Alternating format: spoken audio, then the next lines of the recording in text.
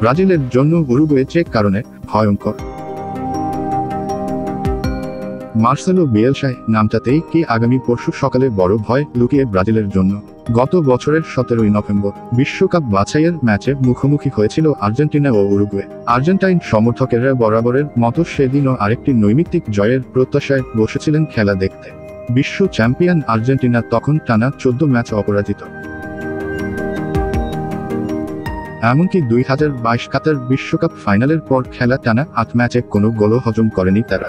এমন একটি দলকে হারানো তো এভারেস্টের চূড়ায় ওঠার মতো কঠিন কিছু। কিন্তু কে জানত প্রকৃতি অলক্ষ্যে বসে লিখছিল ভিন্ন এক চিত্রনাট্য। 14 ম্যাচ পর সেদিন উরুগুয়ের কাছে বিশ্বকাপ বাছাইয়ের ম্যাচে 2-0 গোলে হেরে থেমেছিল আর্জেন্টিনার জয়রথ। প্রকৃতি কি? আসলে তো সেদিন বুয়েন্স এইরেসে উরুগুয়ের ডাগআউটে বসে আর্জেন্টাইন বিয়েলসাই রচনা করেছিলেন আর্জেন্টিনাকে হারানোর মাস্টার প্ল্যান। আর্জেন্টিনাকে হারানোর আগের ম্যাচেই তার আরেক মহাপরিকল্পনায় উরুগুয়ে হারিয়েছিল 5 বারের বিশ্ব চ্যাম্পিয়ন ব্রাজিলকে। 1960 সালের পর প্রথমবারের মতো একই পঞ্জিকাবর্ষে ব্রাজিল ও আর্জেন্টিনাকে হারানোর কীর্তি গড়ে উরুগুয়ে। পরপর 2 ম্যাচে ব্রাজিল ও আর্জেন্টিনাকে হারিয়ে উরুগুয়ে ফুটবল দুনিয়াকে জানান দিয়েছিল বিয়েলসাকে সারথি করে সামনের দিনগুলোয় বড় অর্জনেই চোখ তাদের। চলতি কোপা আমেরিকায়ও সেই লক্ষ্যে অবিচল বিয়েলসার দল। টানা 3 ম্যাচ জিতে গ্রুপ সেরা হয়ে শেষ 8 নিশ্চিত করেছে তারা। গ্রুপ পর্বে 3 ম্যাচে 1 গোল হজম করার বিপরীতে উরুগুয়ে গোল করেছে 9টি।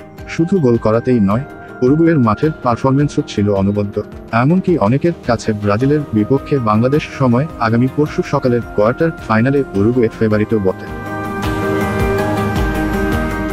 ডারউইন নুনিয়েজ, রোনালদো আরাউহোর মতো দলের তারকা খেলোয়াড়েরাও আছেন দারুণ ছন্দে। এই উরুগুয়েকে থামানো ব্রাজিলের জন্য তাই কঠিনই হবে। অন্যদিকে বিশ্বকাপ ব্যর্থতার পর এলোমেলো হয়ে পড়া ব্রাজিলের ফুটবলকে সঠিক পথে ফেরানোর চেষ্টা করছেন দরিভাল জুনিয়র। তার অধীন খেলা 7 ম্যাচের কোনোটিতেই হারেনি ব্রাজিল। 3 জয়ের সঙ্গে আছে 4টি ড্র। তবে ম্যাচ না হারলেও ব্রাজিলের খেলা ফুটবল প্রেমীদের মন ভারতে পাচ্ছে কই। বিশেষ করে সর্বশেষ গ্রুপ ম্যাচে কলম্বিয়ার হাই প্রেসিং ফুটবলের সামনে বারবার খেই হারিয়েছেন ভিনিসিউস জুনিয়র, রদ্রিগো পাকেতারা। এগিয়ে গিয়েও শেষ পর্যন্ত 1-1 গোলে ড্র করেছে ব্রাজিল।